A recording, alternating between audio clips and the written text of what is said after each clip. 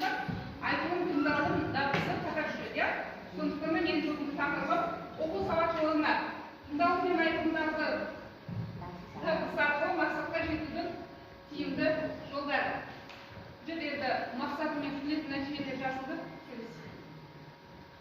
Осы тыңдау және айтылым бөлімі мынадай бөлімшелерден тұрады екен. 6 бөлімше: болжау, әртүрлі жанрдағы мәтінді талдау, мәтіннен ақпаратты анықтау, негіз бойы анықтау, тыңдау материалдары бойынша жауап беру және бағалау, сөйлем мәдениетін дамыту. Яғни осы бөлімшелерді негізге ала отырып, бүгін біз мына мақсаттарға қол жеткізу керекпіз тапсырмалар барысында. Бұл мақсаттарды 11-ші гуманитарлық атындағы қазақ тілі пәнінен алып, яғни біріншіден болжам жасаймыз. Болжам жасағаннан кейін жаңағы мәтіннен негізді және жаңа ақпараттарды табамыз. Одан кейін барып талқылау сұрақтары және сөйлем. Барлығымыз орнымыздан тұрайық.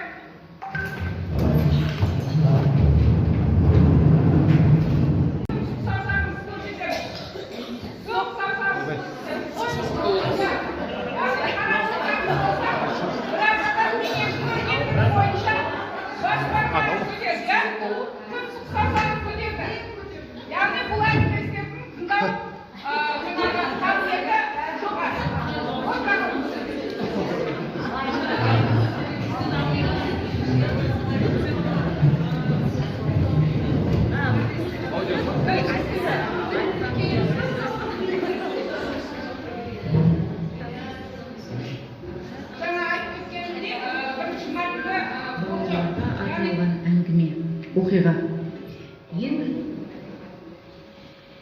Мына жерде мәтіннің бастапқы бөлігі айтылады. Сол мәтінді жақсы тыңдап аласыздар. Тыңдап болғаннан кейін әр топ сол мәтінді ары қарай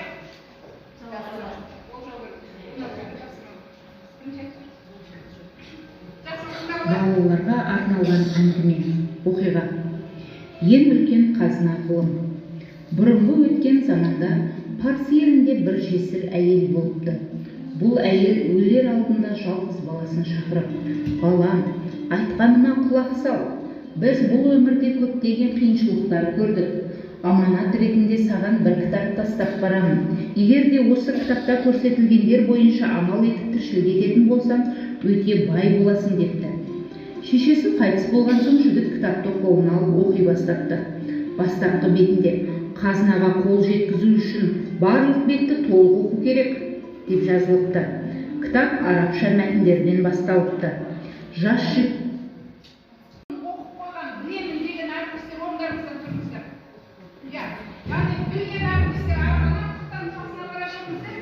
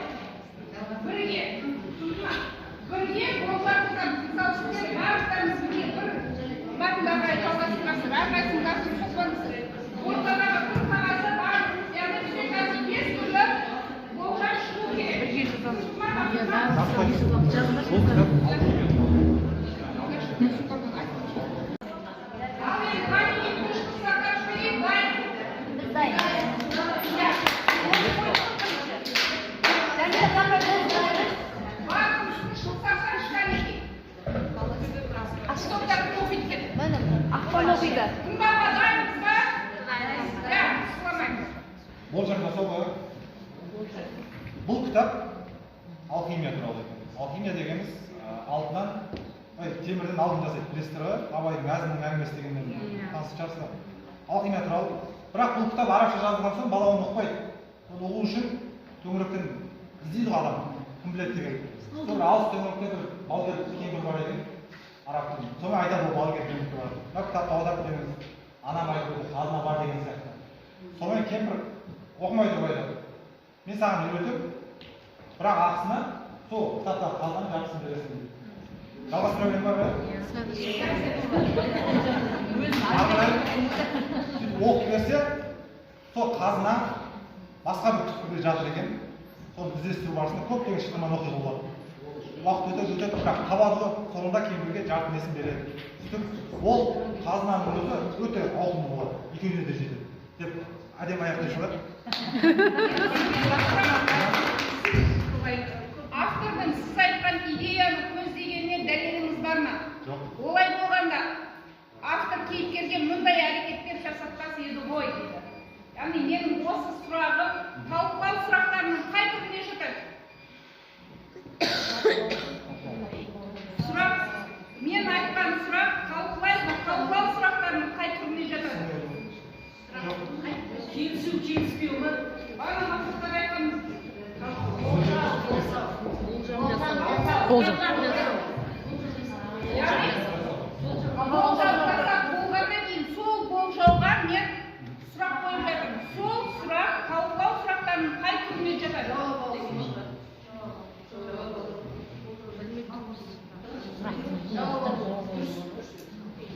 Сыни тұрғыда ойлап бағалау. Қақпақ сұрақ деп аталады. Қақпақ сұрақ деп аталады.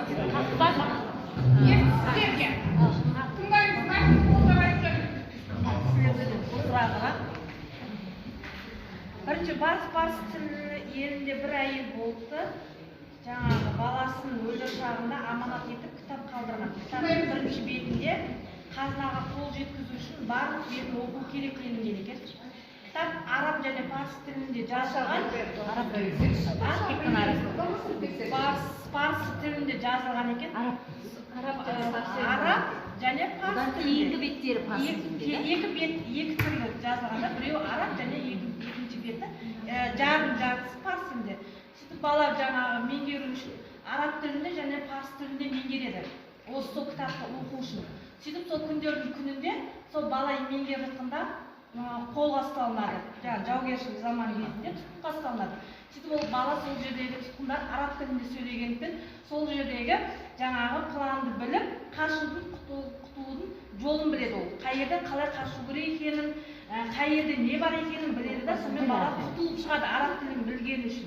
Екінші парсы тілін білгені үшін ол қашып тұрған кезде, қашып жатқан кезде нелерге ұсталынады? Қарақшыларға ұсталынады. Қарақшылар сол жерде қай жерде қазына бар екенін өз араларына айтқан кезде бала сол парсы тілінде меңгерген үшін солардың тілін біледі да, кейін сол жаңағы қарақшыларды ұйықтатып, өзі қашып құтылып, сол байлыққа өзі жетеді. Сөйтіп жаңағы екі тілді білген үшін әрі құтылып шығады, әрі байлыққа келеді.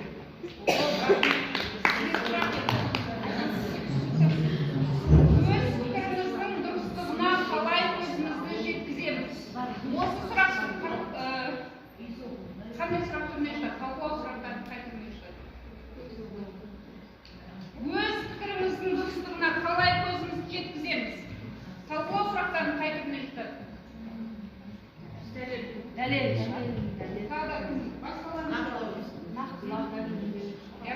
Пайымдау. Тағы айтамыздар ма менде?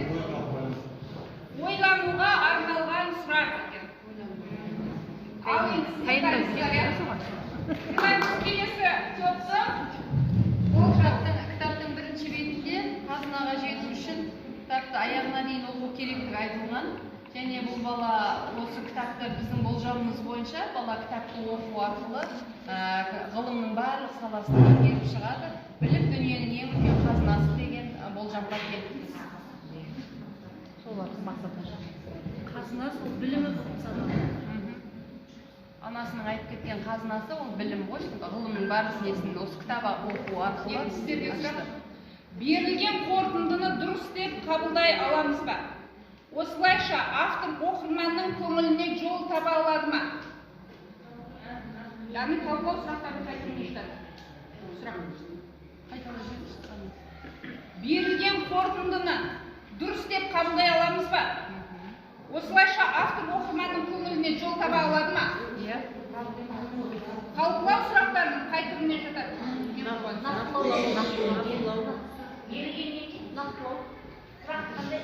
Берілген қорытындыны дұрыс деп қабылдай аламыз ба? Осылайша автор оқырманның көңіліне жол таба алады ма? Осы сұрақ талқылау сұрақтарының қай түріне жатады? Тағы қандай сұрақтың түріне? Сізде бар ма жауап? Жауап бар ма екен? Бұл шешендік сұрақтар деп аталады екен. Сіздерге қайсы топтайсыздар ма? Енді келесі топты тыңдайық. Бала кітапты толық оқып шығып, соңында ешқандай қазынаның жоқ екенін біліп, қатты ренжиді. Ол бір дана қарт кісіге барып, кітаптың соңына дейін оқып шыққан, бірақ ешқандай байлықтың қазынаның жоқ екенін айтады. Анасының айтып кеткен жаңағы сөздер бәріне. Сонда дана кісі байлықтың барлығы білімде екенін айтып, балаға түсіндіреді. Ананың баласының білімді болуына, білімді болып қалуына, жаңағы кітапты оқып шықса, баласының білімді болуын қалаған екен ғой деген түйінге келгендігі туралы баланың ойы. Сіздерге сұрақ. Автор бұл арқылы бастапқы идеясынан кейін бастапқан дегіңіз келіп тұр ма? Қайталап айтам. Автор бұл арқылы бастапқы идеясынан кейін бастапқан дегіңіз келіп тұр ма? Бастапқы идеясын қайтадан жойды дегіңіз келіп тұр ма деген сияқты ғой. Өз ойын ауыстырма деп Сіздің шығармаңыз, сіздің болжауыңыз бойынша автор сонда бастапқы идеясынан мүлдем бас тартты деп ойлайсыз ба дейді. Яғни бұл талқылау сұрақтарының қай түріне жатады екен? Талқылау сұрақтарының қай түріне жатады? Тағы да сіздер не деп айтасыздар? Сіздерде жауап бар ма? Жауап бар ма? Бұл жаңылыстырушы сұрақтар. Жаңылыстырушы сұрақтар деп аталады екен. Рахмет. Енді келесі соңғы топтың болжамын тыңдайық. Біздің болжам бойынша анасы қазынаға қол жеткізу үшін мына кітапты соңына дейін оқып шығасың деп кітапты береді. Кітап бірінші араб тілінде, бір бетін ашса араб тілінде жазылған екен. Ол араб тілін білмейді ол бала. Сөйтіп енді ол араб тілін өзі оқып білу үшін үйренеді. Сөйтсе араб тілінде еңбекқорлық туралы жазыпты. Яғни еңбекқор болсаң, осындай нәтижеге жетесің, бай боласың, қазынаға жетесің деген сияқты. Сөйтіп екінші бетін ашса, италия тілінде жазылыпты. Ол енді ол тілді білмейді. Сол үшін ол қайтадан италия тілін меңгереді.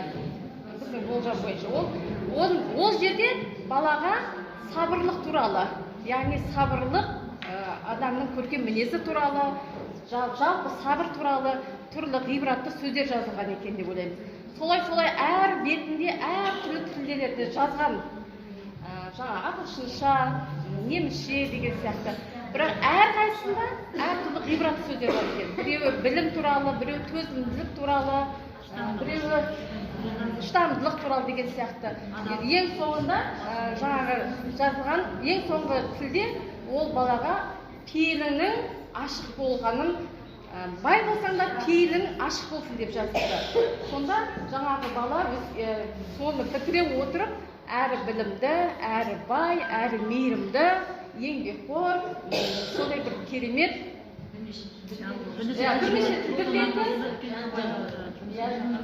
бай болған дейді. Сіздерге сұрақ. Сіз оған осындай мінездемені неліктен бердіңіз? Автордың сипаттауына қарап па? Кейіпкердің әрекетіне қарап па? Талқылау сұрақтарының қай түріне жатады?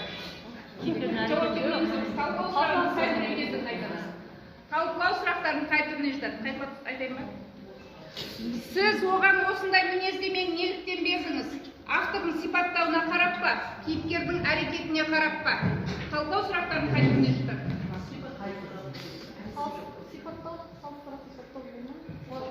Және сізде жауап бар ма? Тағы да қандай жауап бар екен? Бұл баламалы сұрақтар деп аталады. Баламалы сұрақтар деп аталады.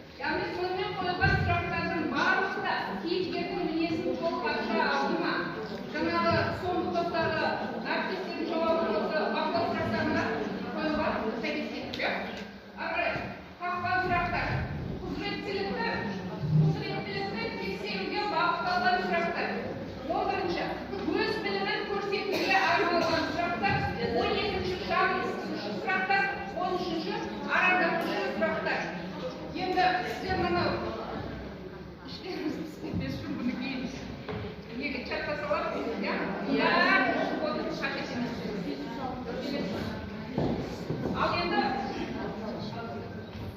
Ал енді жаңағы шығарманың соңы қалай аяқталғандығын тыңдаймыз.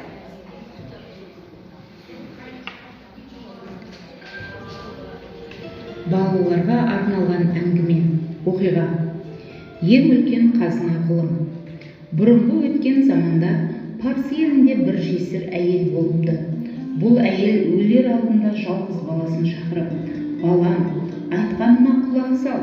Біз бұл өмірде көптеген қиыншылықтар көрдік. Аманат ретінде саған бір кітап тастап барамын. Егер де осы кітапта көрсетілгендер бойынша амал етіп тіршілік ететін болсаң, өте бай боласың депті. Шешесі қайтыс болған соң жігіт кітапты қолына алып оқи бастапты. Бастапқы бетінде қазынаға қол жеткізу үшін барлық бетті толық оқу керек деп жазылыпты. Кітап арабша мәтіндерден басталыпты. Жас жігіт басқалардың да бұл сырды үйреніп, қазынаға қол жеткізулерінен қорқып, мәтінді біреуге аудартудың орнына араб тілін өзі үйрене бастапты. Соңында арабшаны жақсы меңгеріп шығыпты. Бірақ бір сөйлемнен кейін сөйлем Қытай тілінде жалғасып кетіпті. Одан кейін басқа да тілдер кездесе бастапты. Жігіт ықыласпен, сабырлықпен кездескен тілдердің барлығын үйрене бастапты. Бір шама уақыт өткен соң сол қаланың ең жақсы аудармашыларының бірі болыпты. Кітап беттері ілгерілеген сайын қазынаны қалай басқару керектігі жайында әртүрлі ғылымдар кездесіпті. Жігіт бұл жолы экономика, сауда ғылымдарын үйреніп, көптеген тілдерді білетін, экономика ғылымын жақсы меңгерген маман ретінде атағы сол елдің патшасының құлағына жетіпті. Патша оның өзінің бас уәзірі ретінде тағайындапты. Және кітаптың соңғы бетінде техника ғылымдарын, жол салу, құрылыс материалдарын және басқа да ғылымдарды үйреніпті. Осылайша ешкімнің көмегіне жүгінбеген жігіт білімді, құрметті адамдардың қатарына қосылыпты. Сосын инженерлік, сәулет өнерінде меңгеріпті. Соңында білімділігін, мәдениеттілігін жоғары деңгейде бағалаған патша жігітті өзінің сарайының сәулетшісі деп атап кетіпті. Осылайша бір мемлекетті басқара алатын патшалық дәрежеге дейін жетіпті. Кітаптың соңғы бетіне келген күні патшаның қызымен үйленіпті. Жігіт кітапты соңғы бетін ашып, төмендегі ең соңғы сөйлеммен кітапты тамамдапты. Ғылым үйреніп, білім алу ең үлкен қазына. Жаңама ақпараттар табамыз мынау кесте бойынша. Жалпы бір кесте, бір қағаз толтырсаңыздар жетеді. Бұл да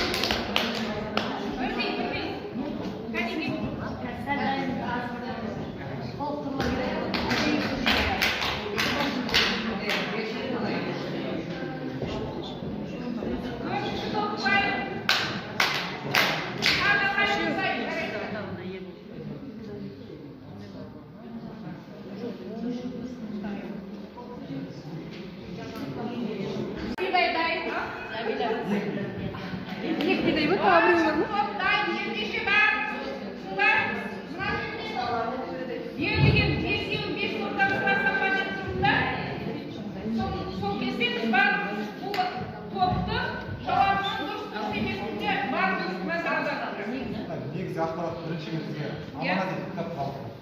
Анасының кітап қалды ғой, негізгі ақпарат. Және тілді білмеуі. Үшінші, білім кітапта екенін түсіну.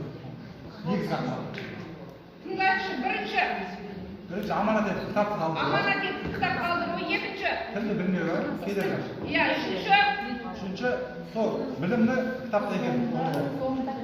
Кітаптың мәтінде екенін ұғыну дейді. Дұрыс па? Сіздер не дейсіздер? Иә, қанша негізгі ақпарат правильно қол жеткізу. Мына әріптестердің дұрыс емес айтқандарын айтып, қайталай бермейсіз. Үш айтқанда дұрысты негізгі ақпарат. Сіздер не дейсіздер? Қосарларыңыз айтыңыздар, қатесін айтыңыздар.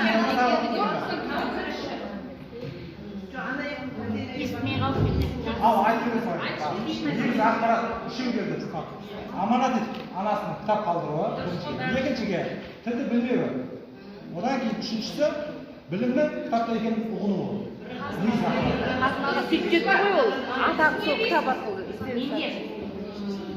Негізгі ақпарат парсайы болған. Ал аманатқа кітап қалдырған, қазынаға қол жеткізу үшін барлық бетті оқу керегі айтылған. Ғылым үйреніп білім алу ең үлкен қазына екені айтылған. Бұл негізгі ақпарат. Дұрыс па?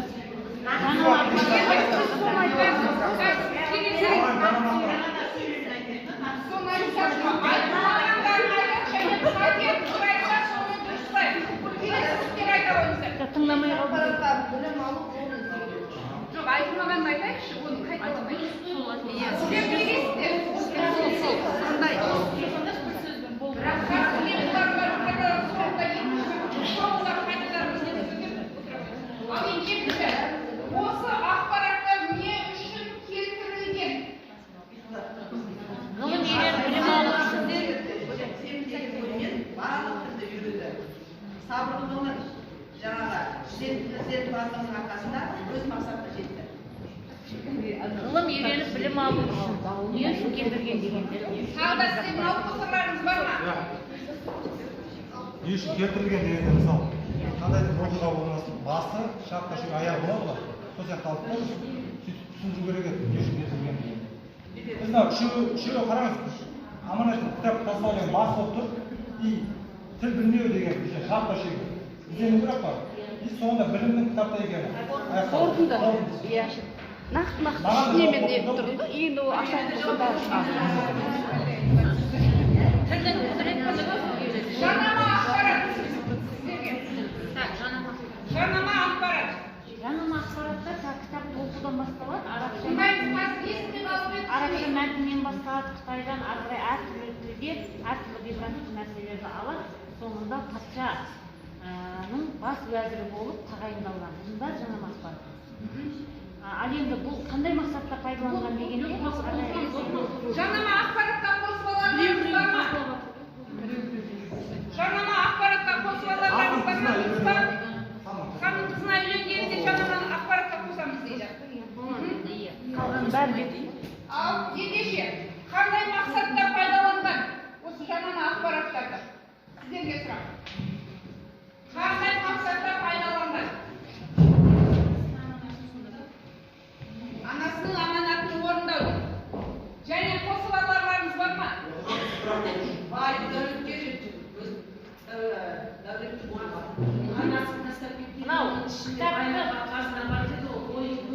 тіл білу, сабырлылық, еңбекқорлық, бәрі осы мол қазынаға жеткізетіндігі. Қолдану мақсатында пайдаланған. Жарайсыздар, рахмет. Енді соңғы өмірдегі кейбір жағдаяттармен байланыстығы. Өмірдегі кейбір жағдаяттармен байланыстығы. Ғылымды, білімді үйренген адам үшін үлкен қазынаға жетеді. Ғылым білімді үйрену үшін адам үлкен қазынаға жетеді.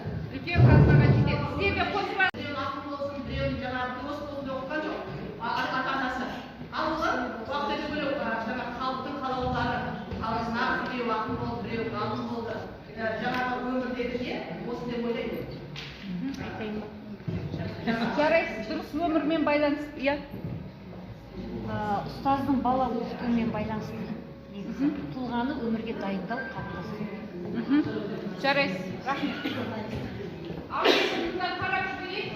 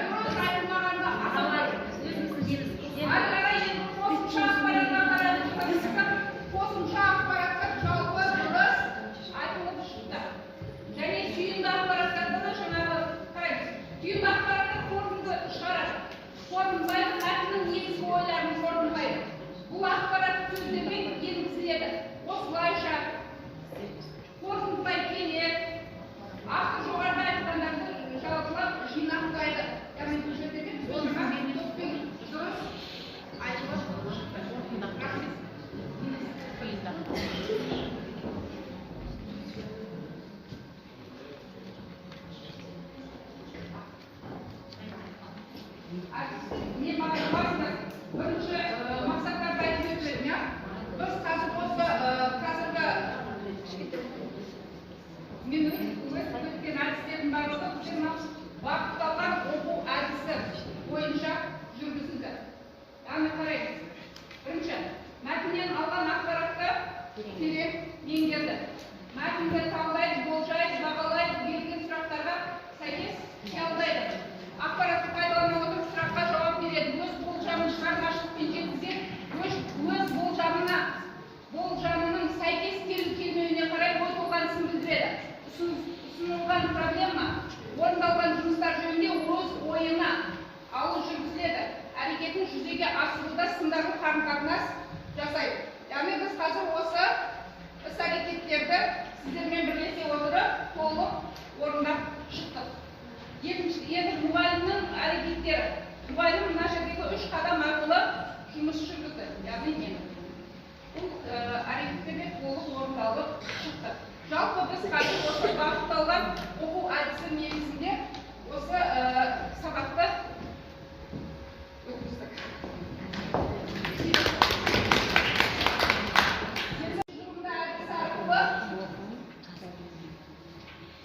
Бір сөйлеммен тұжырымда әдісі арқылы, яғни мына жерде бұл әдіс сіздің оқып үйренуіңізге қаншалықты көмектесті, немесе кедергі келтірді.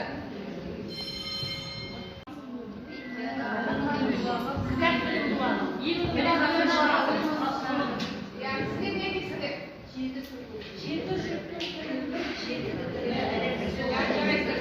Артық ғылым кітаптар. Жарайсыздар.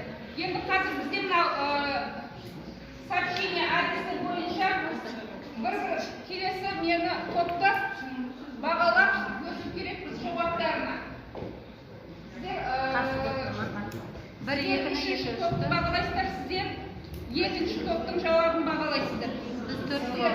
Төрт мына топты бағалайсыздар. Төртінші топ сіздер бесінші топты бағалап жазып шығасыздар. Ал сіздер бірінші топты бағалап жазып шығасыздар.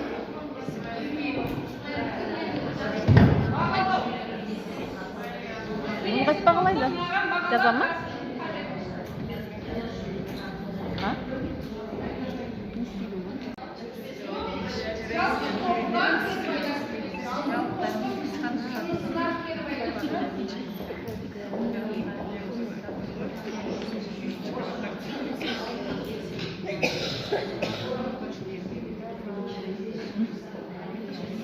Кері байланыс жасап болсаңыздар, енді сол кері байланыстарымызды сол топқа қарай өткізулеріңізге болады.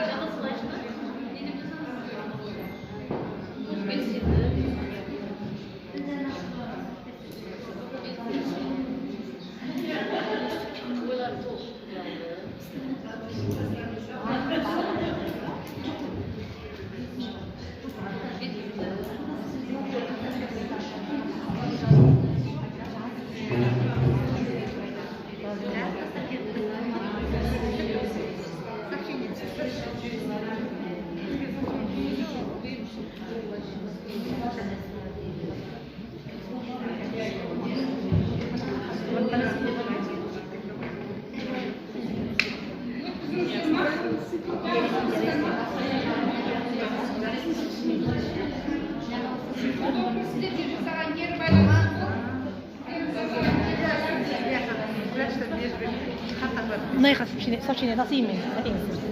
Кері байланыстарымыз, иә.